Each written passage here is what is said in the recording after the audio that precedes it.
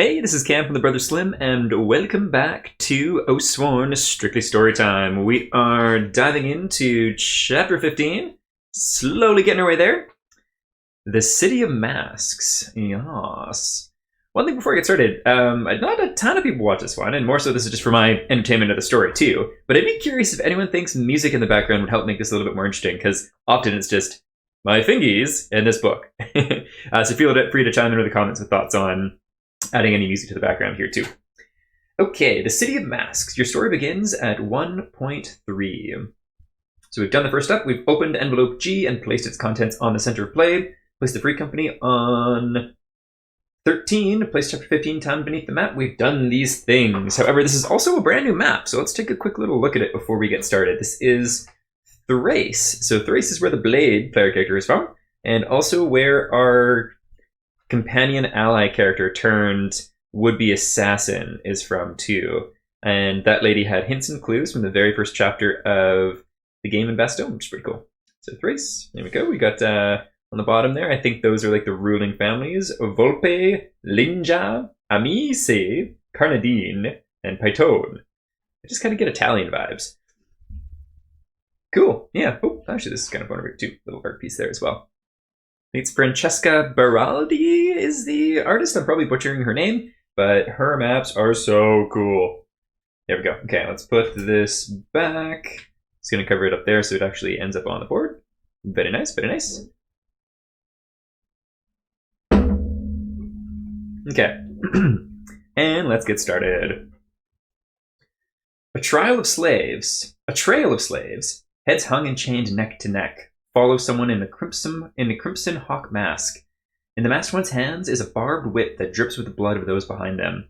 Thrace, the City of Masks, where the only ones considered human are those who hide their faces behind porcelain. Oh, that's a powerful sentence. The whispers of the city gave the rest a few names: Stock, Nameless, or the Faceless. Perhaps you will find the witch you need for the keening in this foreign place. "Put the coin down, you wretch," screams one of the masked ones, "or I'll have you hanged." Great swaths of people are being herded down the red brick street, some by the cane towards a stony oval structure in the center of the city. Choose one. Ask a hobbling girl passing by where everyone is going. 2. Ask the masked woman why she wears a mask. I have a feeling that would just be a mistake, so we're going to... Oh, I'm not going to lie, I kind of feel like both are... both aren't good. Let's see about where everyone's going. 1.2. The hobbled girl halts when you put her hand on your shoulder. When you put a hand to her shoulder, but she simply looks up at you. Her mouth is sewn shut. Oh, God! The current of people closes around you and pushes you towards the great oval structure. How does she eat? Place location 16 and go there. Colosseum! Italy indeed. So we should have been there, and then we'll go here. And anything on the back there? 16.1 we shall do.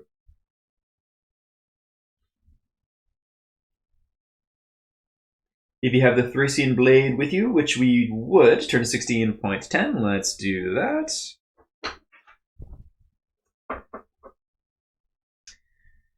Passing through the crowd gathered outside the Colosseum. Oh, there's actually some art here too. Let's show that off first. So this is, looks like the Colosseum in the distance in the back left. And people covered in masks and some slaves and stuff. Cool. Very cool. Passing through the crowd gathered outside the Colosseum, you notice a boy wearing the noble mask of a lower house, cautiously following you. Quickly turning your attention to him, the boy jumps back with a start and then tentatively approaches you.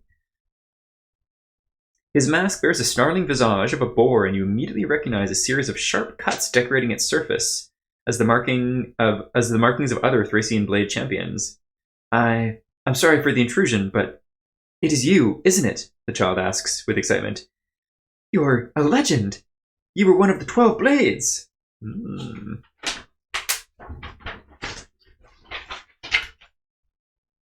Gesturing towards an unmarked section of the mask, he asks, I was wondering, may I get your notch? That's kind of adorable.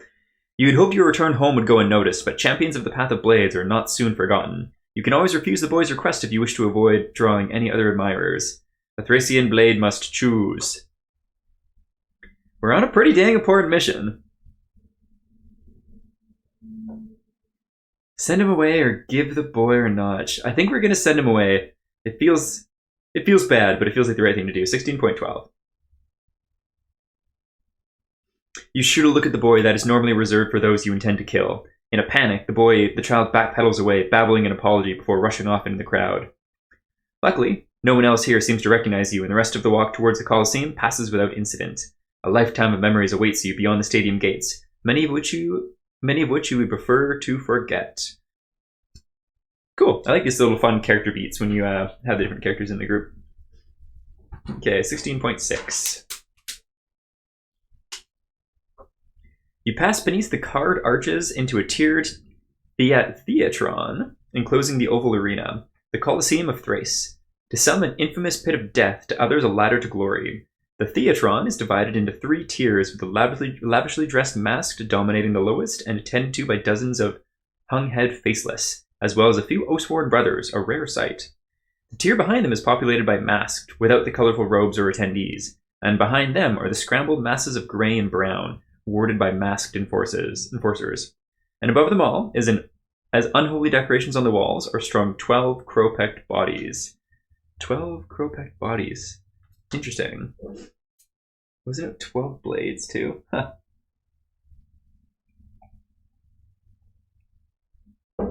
Let's sit in the middle with the mask. 16.13.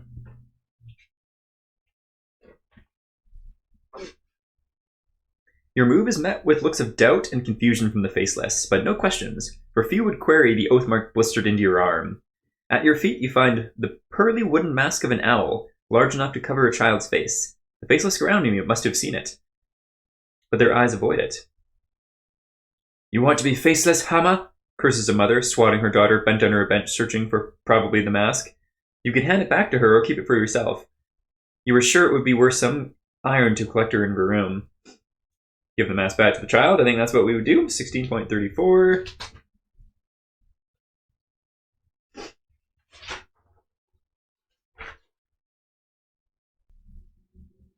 The hapless girl seizes upon the owl mask when you return it to her. She cradles it like one would a glass sculpture, but she is only met with disgust by her mother, like they were seeing someone naked in the streets. 16.8. Back we go.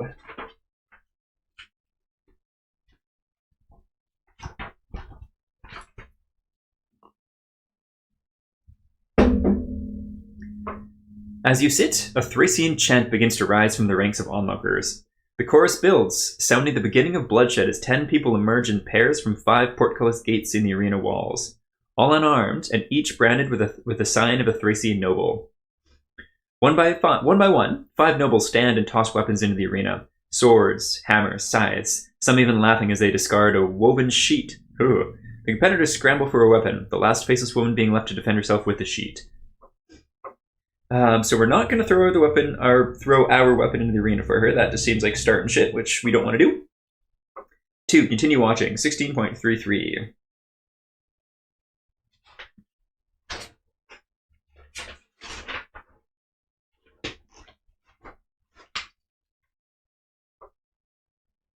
The woman has 1 foot in the grave already. No point sending good steel in with her. A booming drum sounds as the north side portcullis opens to reveal a hunched bipedal creature no greater than a hound. Thick tusks arc from beneath a twisted lip, its patchy hide a mottled brown, covered in fresh and old wounds. Your hands tighten around your weapon. Thrace has a cache of Deepwood monsters. The arena roars with bloodlust. There's a lot of flipping back and forth in this one. 16.14. It plays out as you expected. The first few men charge, thinking to prove themselves. Moments later, the survivors are fleeing one by one as the beast begins to shred through the rest. In time, only one remains, the woman whose spine is curved and arm twisted. Although she looks like she will go down fighting, she clearly has only moments to live. The crowd rallies. The woman screams in defiance. The creature raises its hackles. You weigh your options. You could try to save her, although interfering here would make your task of finding a witch more difficult. The mask will surely not look kindly on your intervention. Can you let her die, though? 2 paths lay before you. Do you try to save the slave by interfering in this city's culture, or do you continue to watch, not doing anything that may jeopardize your chance of finding a witch? I feel like we gotta do nothing. We're in a tough spot back home. We're freaking plagued. Okay, so we're not going to intervene. It is their city, and it is their way. It's not like the good choice, shall we say. But given our situation, it feels like the right one. 16.18. The woman's rent body slumps to the dirt. A different chant echoes around the Colosseum, again led by the masked and chorused by the faceless. More morbid than the first, but also reverent and empathetic. The chains around the houndish Deepwood creature's neck then tighten, and it is hauled back behind the portcullis. I can smell the Deepwood on you, and the stink of her room, says a voice from behind. It is a woman in a pointed black mask. An ant? That wraps wholly around her face. You are used to being able to read a person's face, but all the world is a stage here. The five know you are here, and the Amici requires you. Follow me, she beckons. I think Amici is one of the families. Yes.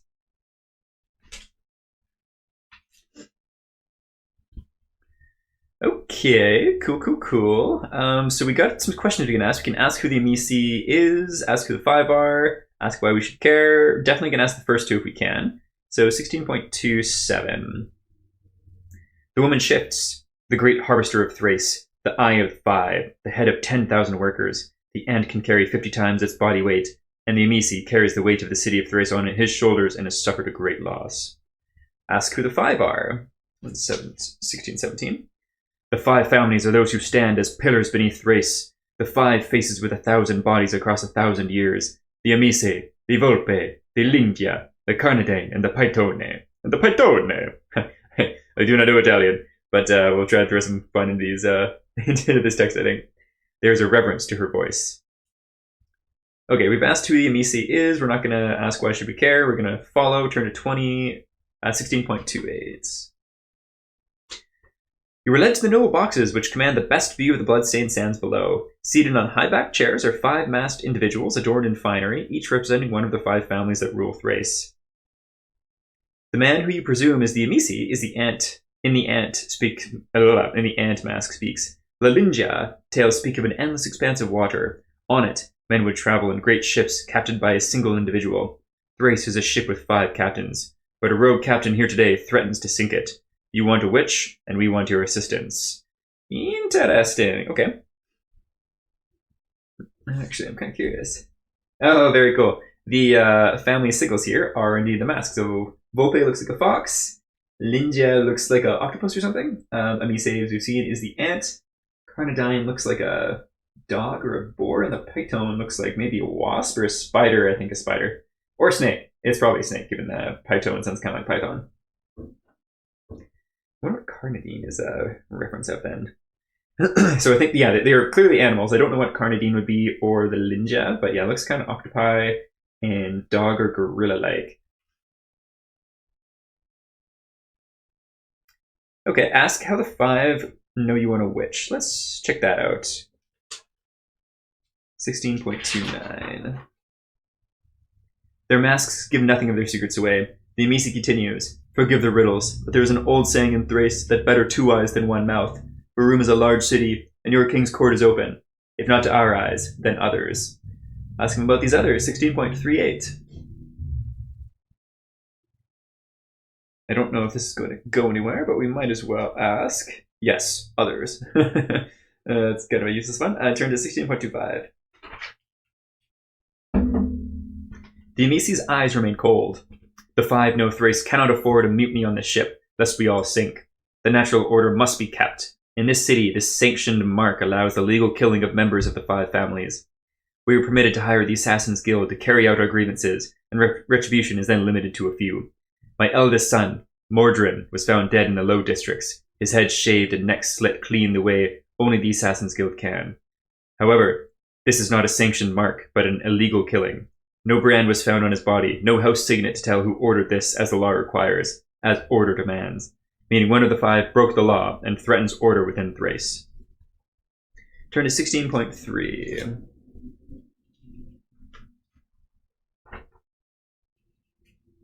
The Volpe, the fox, speaks her mind. We need you to uncover who amongst us has broken the code. The roots of the five run deep in Thrace. If we were to investigate the matter ourselves, none would trust the others' findings, so we need an impartial judge, such as yourselves. And in return, you will have your witch, says the Amici. By tomorrow night, at the Curiate Assembly, we will expect your conclusion. So one day, at the far end of the string of thrones, the black serpentine mask speaks. This should be told of Rubio, the Python says. Oh. rolling his R's, it says specifically. So they should be told of Rubio. Rubio. He's a ghost story to the faceless. He's a ghost story the faceless like to tell themselves. Oh, Dogface. Wait, I was right. Says the Dogface Carnadine. A ghost story that has killed more of us. A ghost story that has killed more of us than you would like to admit, adds the Pythone. I've seen the teardrop mask myself, Carnadine, bites the Lingjian. If you had, you wouldn't be here, begins the Volpe. Whether a ghost or not, he works to thwart our improvement of Thrace, while killing us where he can. You ask whether this Rubio could be responsible for the Amici's death, but the Volpe mask shakes. His work in spectacle, owning his crimes. He works in spectacle, owning his crimes. Little more than a thespian masquerading as a revolutionary. This is too subtle. Interesting. Nods from some of the five accompany the Volpe's claim as the Amici returns to the matter at hand. The five know who you are and will not impede your investigation. My son's body has been left to allow ratification by the other great families. Go to the low districts yourself. See him. See what you can divine, Oathsworn, says the Amici. Then all at once, the five stand, some silent signal you never even noticed. Okay, find out which of the five houses killed the Amici ere before the Curate Assembly tomorrow. If you do so, they have promised to give you the witch you came for. Clues will not be highlighted. Taking notes may help in your investigation. The five families are the Amici, Volpe, Linja, Python, and Carnadine. Clues will not be highlighted, so we just need to figure this out ourselves. It does say take notes. I might actually grab a little piece of paper and a pen here just in case. There we go. So we can take notes if we feel we need to. Place location 13 and go there. That we shall. So back to the low district, which is going to be 13.1. Let's push this back up, covering those family segments here too. There we go. The boy's body lies sprawling on the pavement of the low district's muddy alleyway. Literally just left there, dang. Cordoned off by heavily armed Amici guards. The sky breaks with rain as you survey the scene. Footprints begin to fade when a strange sight develops before you. A faceless servant, shaking and legs milk white for loss of blood circulation, kneels in the rain. The guards tell you it is what faceless are trained to do when their master dies. To wait like dogs. Jesus. Okay, well, we're not going to interrupt. I feel like it's really pushing for do the right thing because there's so many wrongs in this place.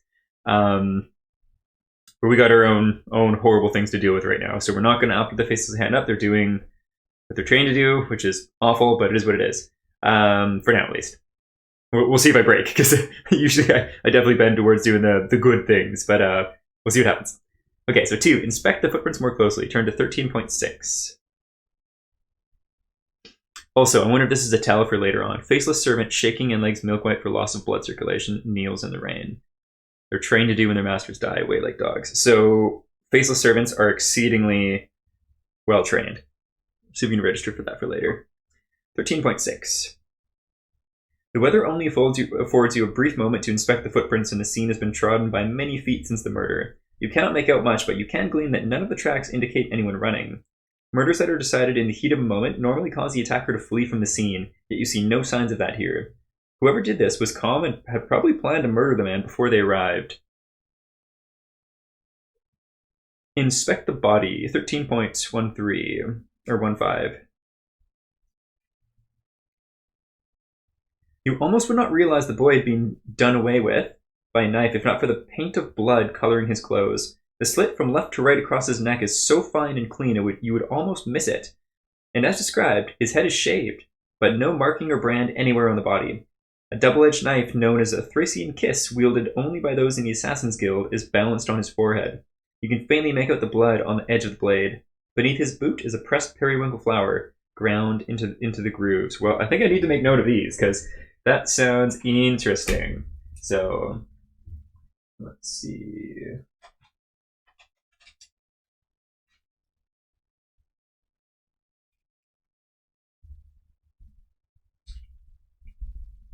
Thracian kiss, dagger on head, and crushed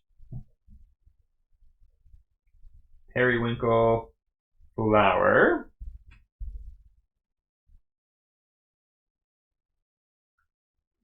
Beneath his boot is a pressed okay. In boot tread. Well, I don't know if that'll come up of anything, but we've made note. We have made note. Ask the servant his name. Ask the servant what he saw. Let's go for the name, 13.9. Your question is met with a quizzical look and a... never mind, yeah, this is a silly one. This slave is nameless, the sod man replies, loud enough for the guards to hear. He eyes you, as if discerning your sincerity. Nacosta, he whispers in close. We all have a secret name. That is mine. It seems Nacosta is the only witness to the boy's death. We're going to note Nacosta.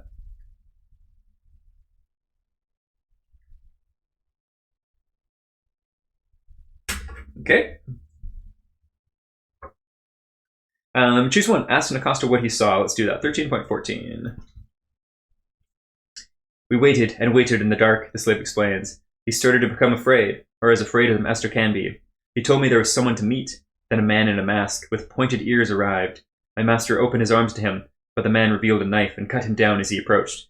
This slave kneels, as it knows it must honor his fallen master. This slave hopes the master knows this. Okay, interesting. So, a man with a pointed mask. Pointed ears. Let's take a little look here. I mean, looking at these, they're just right on the very bottom here. Don't know how well that'll show up on camera, but Volpe strikes me as the only one with pointed ears. So, man in pointed mask.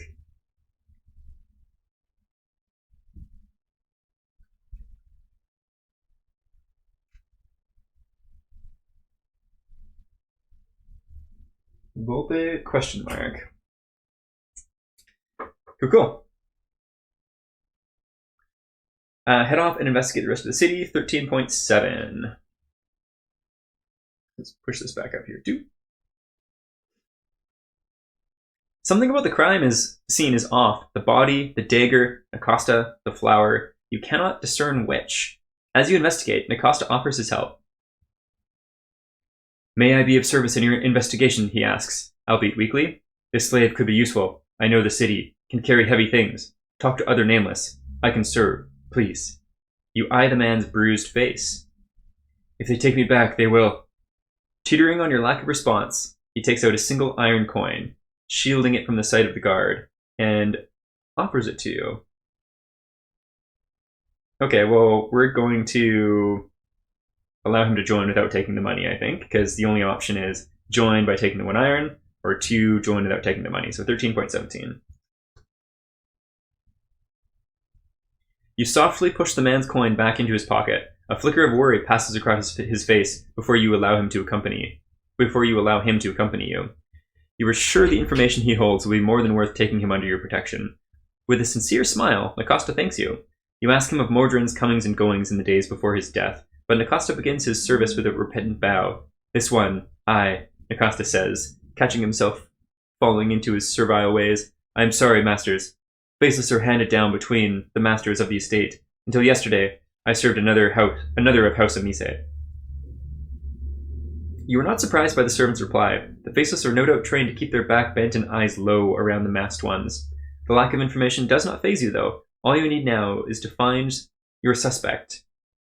One quick answer, and you will have your witch for the keening. You ask Nacosta about the layout of the city, and he begins to point out areas of interest that may help your investigation. Okay, cool. You may also use the sender runner rules on page 15 of the story, which is going to become irrelevant for us. So I'm curious if that's the thing too. So he was a new slave for Nordrin. Let's get these locations out here. I think I won't mark that one on the map though, or on in my little note sheet. Okay, so locations 5, 10, 15, 17, 18, 21, and 23.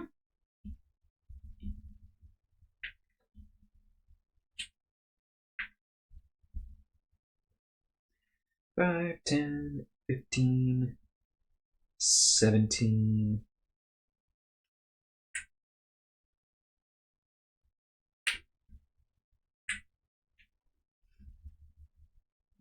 All right, so we got 17. got 23. So 17 is Coliseum Pits, Linja Grounds. 18 is Waterways. 10 is Carnadine Grounds. Volpe Grounds, that's probably going to be our first go, methinks. 21, Python Grounds, and 15.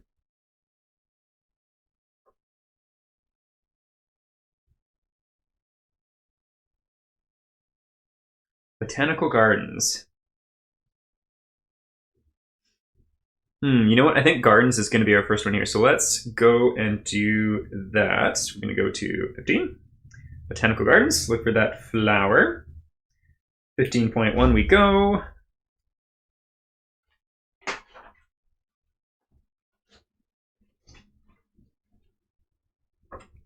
The flower near the body is likely to have only come from one place in the city.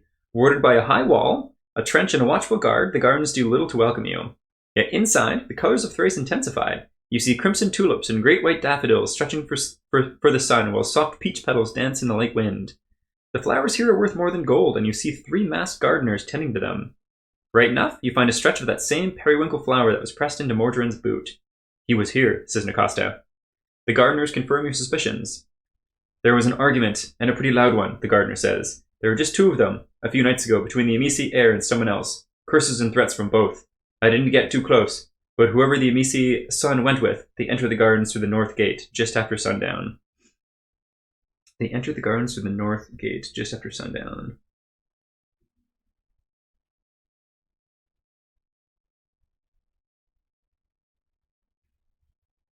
Okay, and where is Volpe? So, Volpe is up to the north, so I think let's go up north. Let's do it. So Volpe Grounds is going to be next, and that is 5. So we'll read 5.1.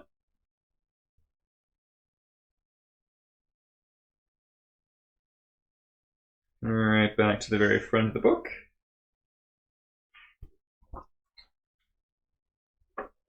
The Volpe reside in a villa atop a rise in the city, built up to be higher than the walls, though not as great as the Colosseum. The nobles eye you with suspicion as you cross the well-manicured grounds. Dozens of faceless attend to members in lesser fox masks lounging about the estate.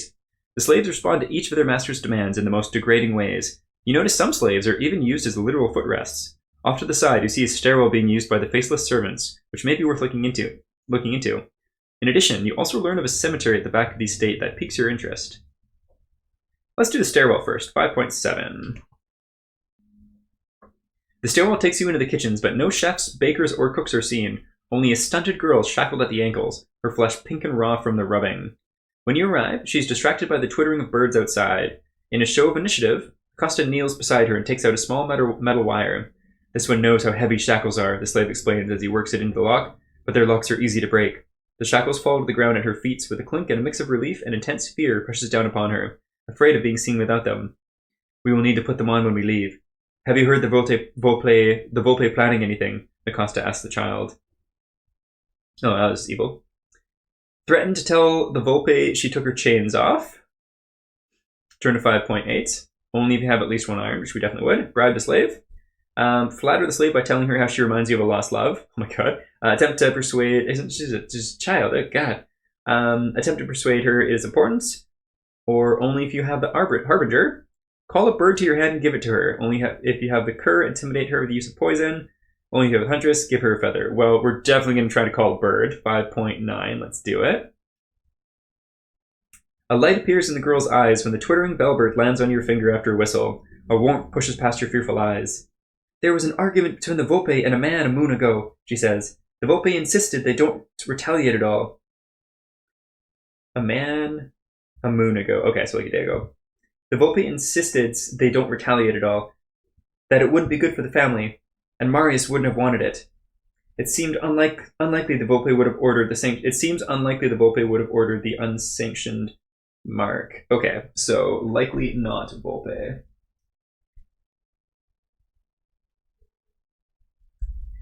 Interesting. So I wonder if someone's trying to frame the Volpe.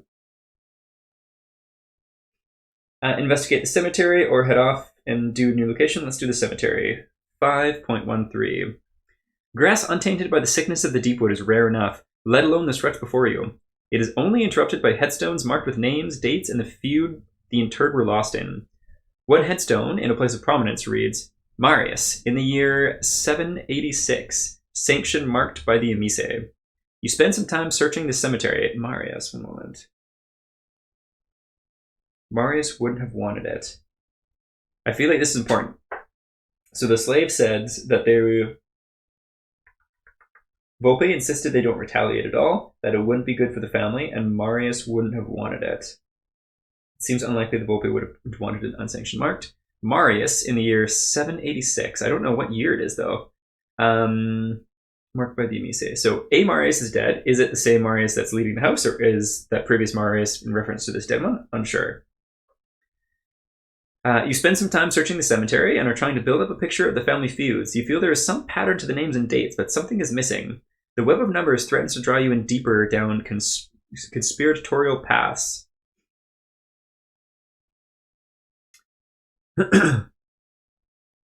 Okay. Eventually, realizing there's nothing to be gained here, you drag yourself away from the headstones. Okay, so we can go to new locations. So Marius wouldn't have wished it. Likely not. Marius. Dead? Wouldn't want it. Okay, so otherwise head off and investigate a new location. So we've got the Carnadine Grounds. Interesting. I think let's do the Carnadine Grounds. Let's do that.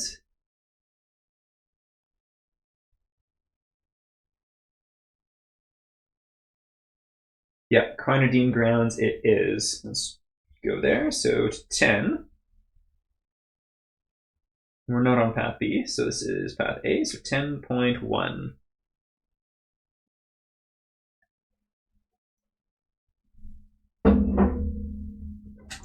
Three scowling stone hounds are perched over the only archway into the estate, their fangs a warning and their eyes a bitter welcome. The courtyard is populated by more statues than people, statues of wolves, lions, and of massive creatures with great tusks. Faceless tend to various masked, and two palanquins, borne by 6 faceless each, pass you by. As you survey the grounds, it becomes apparent just how many little passageways and hidden rooms there are, perfect for Thracian politicking. Three of the masked on the grounds give you much to work with, but what were you expecting in a city built on lies? That is, until an unsealed scroll hits the ground before you. Picking the scroll off the ground, you look up and only just manage to spot a grey-streaked dog mask and a head of black hair flee into the second floor.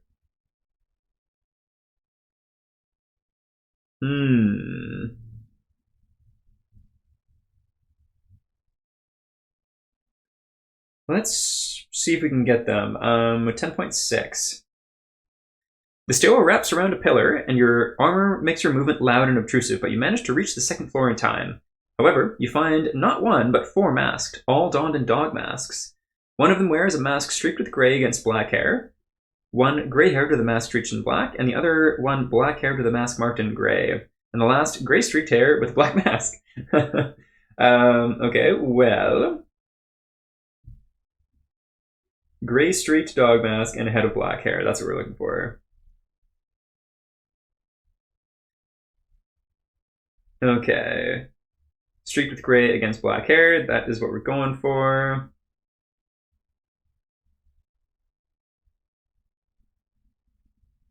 This wording is... The boulder is conflicted. Just the wording is makes it confusing. So chase the one with the mask streaked in grey against the black hair. Grey-haired one with a mask streaked in black. Black-haired one with a mask marked with grey. Streaked or marked? What was the specific phrasing it said? Grey-streaked dog mask and a head of black hair. Okay, so we're going to go with number 1. Streaked with grey mask against black hair. 10.4. You corner her while the others vanish into the numerous side quarters of the Carnadine mansion. Reading the letter, you find it to be an internal message from the head of the Volpe family to another high-ranking member that details an affair between the eldest Carnadine daughter and Mordren, the murdered son of the Amice. It professes grave concern that anything should eventuate from it, or if they should marry, the patrilineal laws of Thrace would dispossess the Carnadine of much of what they called stock, the faceless that formed the bedrock of the Carnadine Welpens race. This would surely threaten their positioning among the 5 families. I didn't even know what it said, she whimpers. She just told me to make sure it fell into your hands. Her common speech is broken, but you get the message. You find a tentacled creature branded to her arm, the Linja Center. It must be a forgery. Sounds kind of Romeo and Juliet's kind of politics in a way. Okay, so the Linja Center. I feel like that makes the most sense to go to next in that case.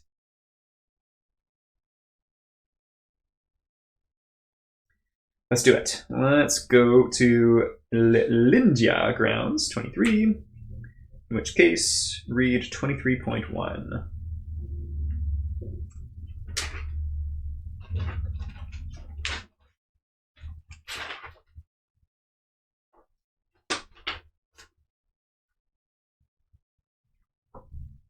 Alrighty. The Linja grounds show all the signs of opulence you would expect from their wealthy station, as you learn the head of the Linja resides in a lavish apartment at the heart of it all.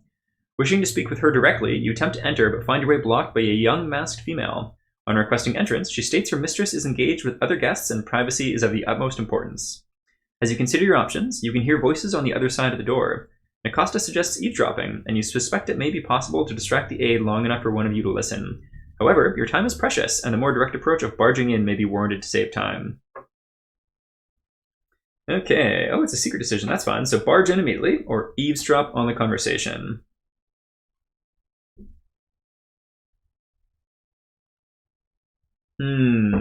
Barge in or eavesdrop.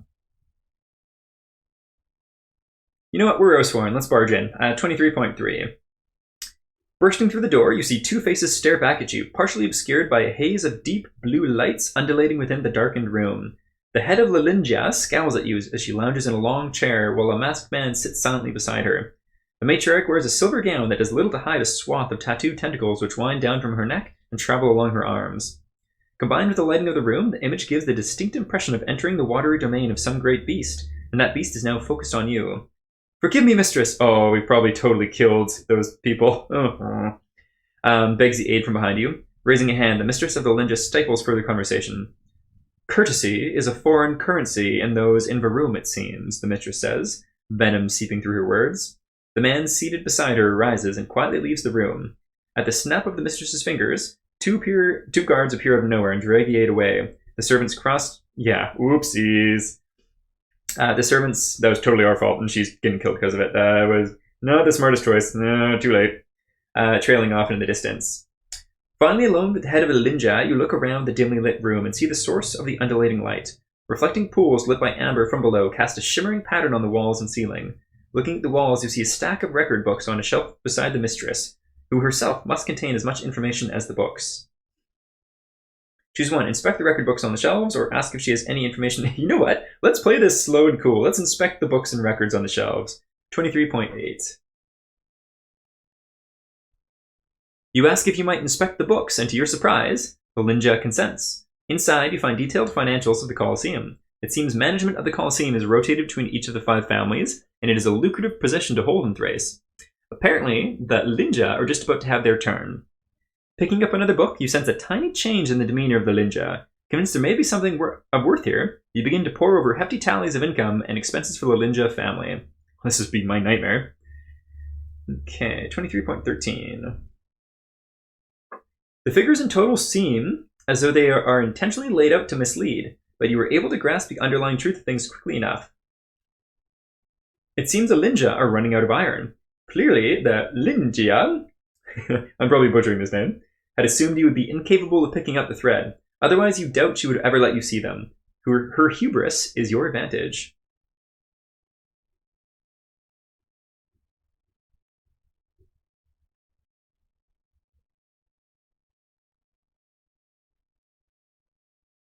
Ask about what you overheard.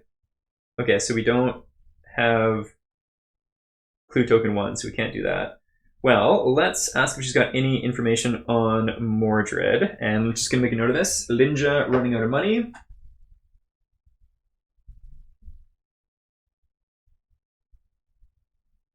There we go. Noted that. So ask if she has any information on Mordrin. 23.5.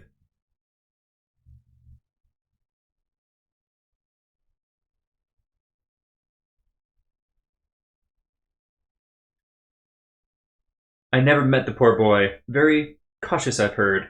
Reluctant to experiment. Okay, choose one. So inspect the books. We can't do that. We don't have clue token 1 because we didn't do the eavesdrop or leave. So we're going to leave. 23.12. As you start to leave, the Lindra calls out to you. Be wary, Oathsworn. I suspect Rubio is pulling the strings, or at least trailing you like a shadow. The Five are paranoid that he has infiltrated our circles. I believe he is using this ordeal against us. After all, we never truly die, do we? We only change. I suggest seeking out the catacombs and the cathedrale if you want to truly understand how this city works. Head down into the tunnels beneath the cathedrale.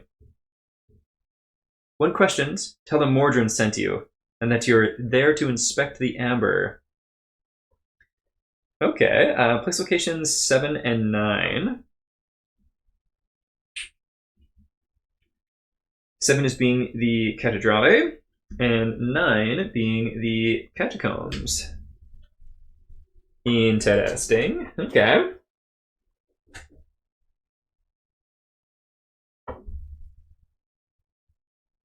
Choose a location to go to. Cathedrale or catacombs? What the Hank Brown is a cathedrale? Let's go there because I have no idea what it is. Go to 7. There we go. So 7.1.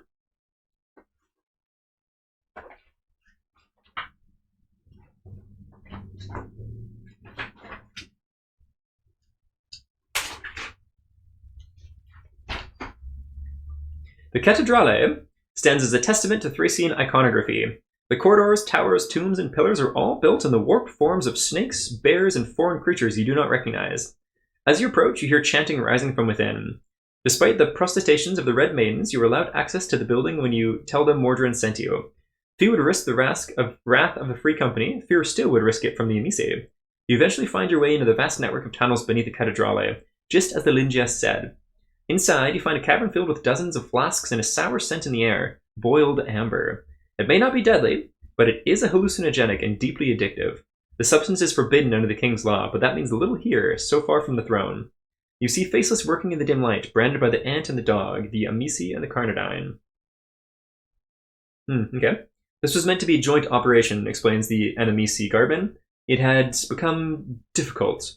Mordrin wanted to double production, but the Carnadine were considered scrapping the whole operation, saying it was destroying the Faceless stock. One of the Carnadine was here last night, but left in urgency just before sundown. He headed south to meet someone. Okay, so Carnadine is looking more likely. Ooh! Yep, super likely, because we were told earlier that someone entered the Botanical Gardens from the North Gate, and we are directly north of the Botanical Gardens.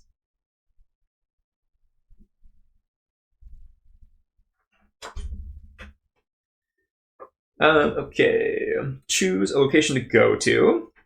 So we've been to... Well, I think let's go to the catacombs. Let's go and do that. Boom, boom. 9.1.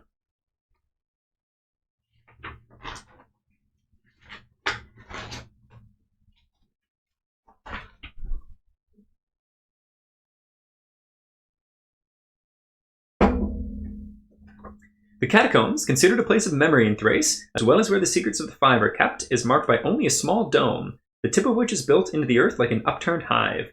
The nameless are forbidden, a guard barks, leveling his spear to bar Nacosta from entry. You may enter, Oathsworn, but not with that. You're only permitted 1 hour below, no more. Leave Nacosta behind and enter, turn to 9.9.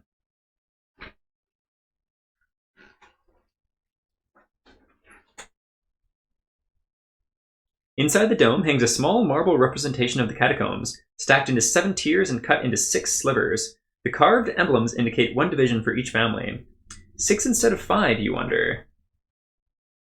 Okay, so 1 family is either hidden. Huh. Okay. So there's a missing family, apparently. You proceed to follow a winding staircase, or a mystery, I should say, A winding stairwell built under the marble model, which leads you deeper beneath the earth. After a short descent, you find yourself in the center of a circular room with 6 metal doors, each painted red by time. 1 door for each of the 5, plus 1 more. The symbol of the 6th door has been scratched out, and you find it has been permanently sealed. With the time limit given by the guard, you know you will only be able to investigate 3 doors. Okay, let's do the Carnadine door first. So, 9.12. The Catacombs of the Carnadine reveal an obsession with loyalty towards the house and what comes to those who fail in that task. However, nothing here sheds a light on your Inquisition. Okay, let's do Amici as well, 9.7. Inside the Amici room, you note several truisms etched on the wall. If a bucket of milk disappears in Thrace, you will have a different story from the farmer, the milkmaid, and the cow, one reads. Further inside, you find tales of an old feud with the Python that waxes and wanes across history. 4 generations back, the Pythons committed a heinous act against the Misi in an event called the Gardens of Tears. Okay. We haven't looked into the Pythons at all. So let's do it. Let's look at the... I'm trying to return the Linja of the Pythons. We know that the Linja are poor, and that they gave us a hint towards the Romeo and Juliet arc between... Oh, who was it? did I make a note of that? I can't remember what family that was. Oh no! Garden of Tears. Coming from the gardens. Let's do the Linja. 9 points. Kind of ironic I'm avoiding the snake in the room with the one family, but okay, 9.5. Let's do Linja. Glowing underway mushrooms gives the Linja rooms an unhealthy azure glow. Carvings into the surface of great bends of wood reveal the history of a journey to Thrace, as well as a great expanse of blue unlike anything that could possibly exist in the world. However, nothing here is of any help to you. As you leave, you hear the distant stairwell groan. Interesting. If you investigated 3 doors, which we have, turn to 9.8. The quiet atmosphere within the catacombs is suddenly broken by the sound of knives slicing the air. You turn just in time to see a white-masked figure scale one of the walls.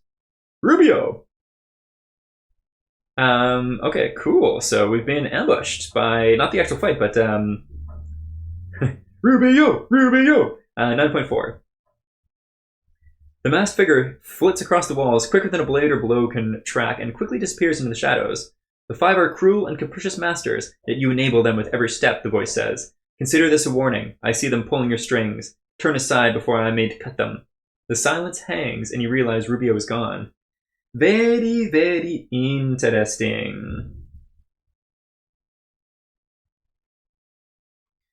Okay, well, I think with that little hint on the Pythons, let's go to the Pythons now.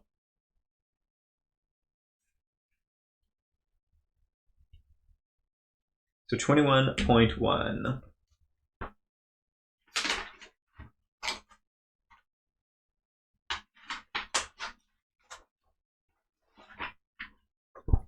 A short trench hemmed by hedges and patrolled by masked guardsmen leads to a white stone tower adorned by a great banner depicting a black curled python swallowing a hawk. After walking the grounds, only one place is marked by further investigation. A small locked structure away from the other buildings. The area the structure resides in is devoid of the masked and faceless, but that does not mean they would not come at the sound of an intrusion. You look for the best way in. 21.6.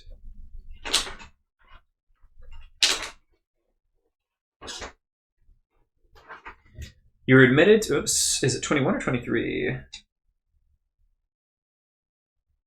Okay, cool. It may be possible to pick the lock on the door, but the door is visible from several vantage points in the estate. You also notice that the loose bricks at the end of the study could be removed to create a passage.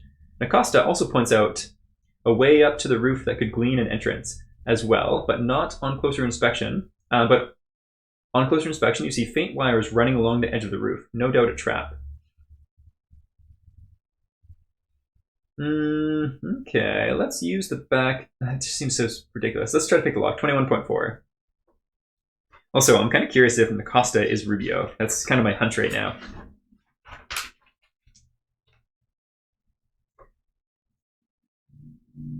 Oh, okay. Oopsies. The moment you kneel to pick the lock, a host of masked guards swarm and usher you away from the property. Whatever secrets are being held there, the Python clearly did not want you to know. The secrets inside must be worth protecting more than any suspicion their actions might bring down on them. Perhaps there was a better way inside. Whoopsies. Okay, choose a location to go to. At this point, we only have one option, so let's do it. This is the Colosseum Pits, 17. However, before we do that, if on path A, go to 8.1 in the storybook, we shall do so.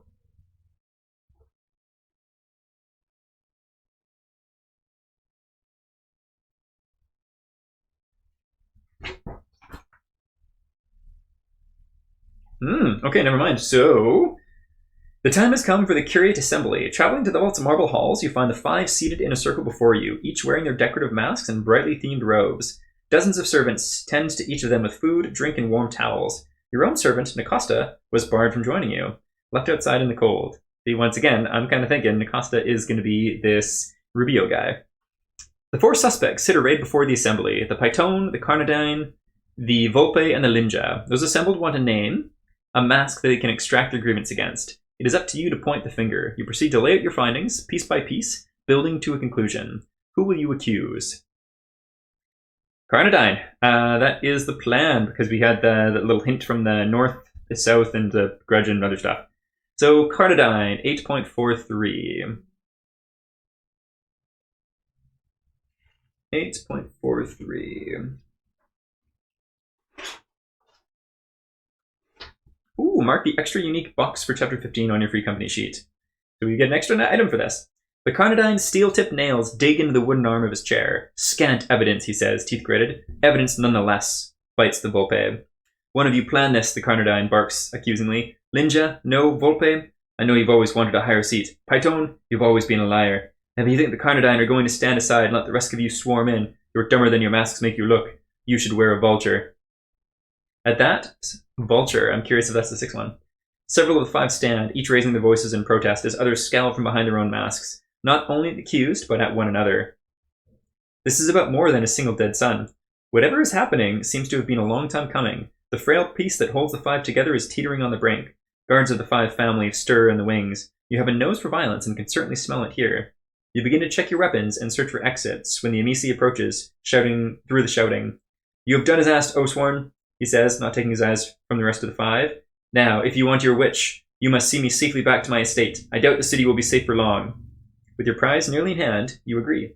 Turn to 8.23.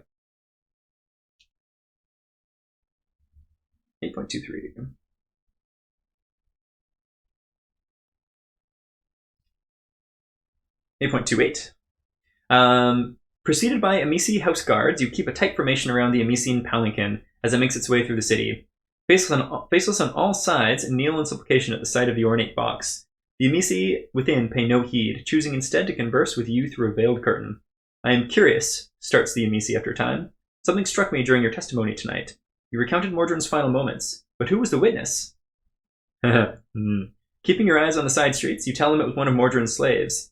I doubt that very much, the Emisi laughs. Mordred hated slaves. He was disgusted by them. Only used them for sport. He never would have had one with him that night. So I think I was right. As the word sinks in, the realization dawns on you. The search for the pointy-eared mask, the way he was killed, had all come from Nicosta. It had not been an attack from the front, though. The blood on the back edge of the blade means it was drawn left to right across the throat. That could only have come from an attack from behind. You quickly look around for the slave, but he is nowhere to be seen. Turn to 8.37. Oathsworn! Nicosta's voice echoes across the rooftops. Suddenly, the house guards ahead of you fall dead, knives buried in their chests, framed by rain clouds. A lithe silhouette of a figure wearing a teardrop mask stands on a rooftop, overlooking the street. Rubio, says the masked noble in horror. My thanks, Rubio nods. The 5 families will be tearing each other apart by sunrise, and I could not have done it without you. Unfortunately, I must now erase the trail. Killing the noble monster behind that mask will be a pleasure, but I am truly sorry for your deaths. I cannot have you speaking my role in this, or all would be undone. And I cannot allow that, I am afraid. Okay, 8.39. As Rubio speaks, you catch the glint of iron from the corners of your eye and notice that the faceless congregating in the street have begun to draw weapons from beneath their ragged clothing. Their stares are now fixated upon you, rather than looking down in deference. As Rubio leaps from the building, he disappears from sight and the faceless charge. Cool, and that is it. We are into the fight. So we got played by the assassin, Rubio. Very, very interesting. Well, that was fun. I'm curious if there's anything I could have done to figure that out within like the text of the book, but it didn't really seem so. But cool, yeah, that was sweet. Alrighty, so we totally fell for Rubio's ruse, and now we need to fight him. Cool, very, very cool. Well, we shall put that off to the side here.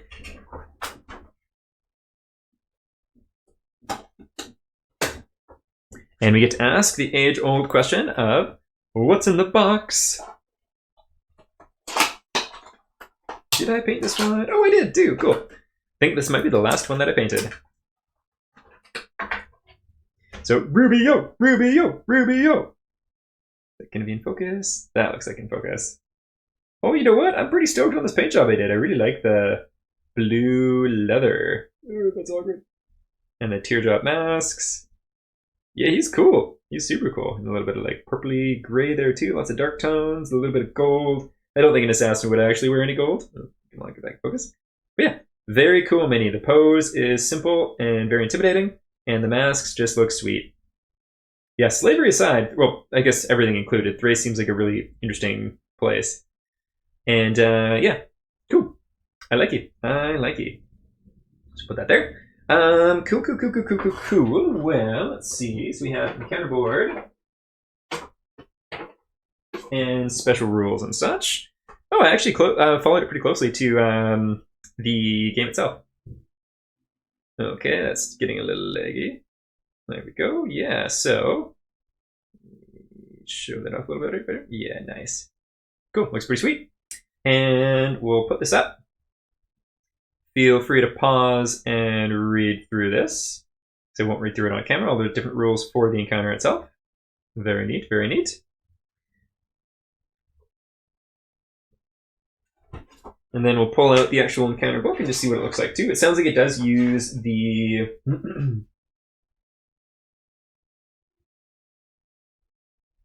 $36. Sounds like it does use the rules, or like the minions, yeah. So the little box of commoners gets used quite often. There is the map, pretty cool. So being ambushed in the streets, fun times, fun times.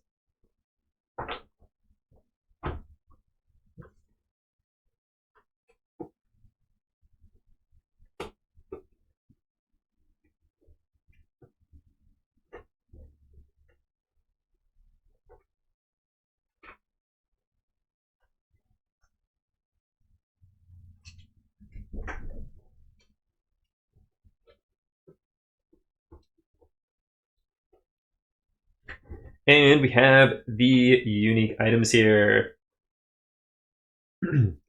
Peacemaker. Very fun. So one-handed mace. Beautiful looking art. I was curious if I could notice any of the families on it, but not particularly. Smoke bomb. Knock back 2 an adjacent enemy. That's pretty sweet.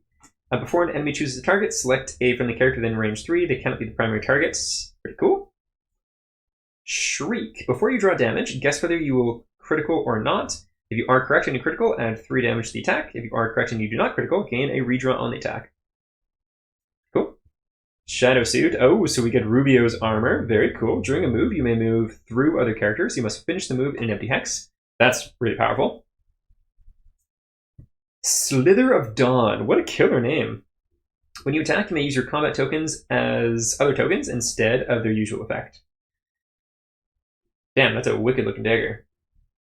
Love the name too. Cool. Yeah, those are awesome. No mask. I would love to have seen a mask gear card, but that's okay.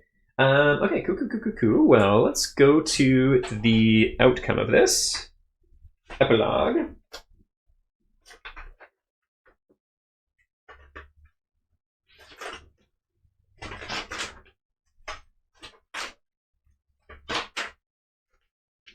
Okay, epilogue.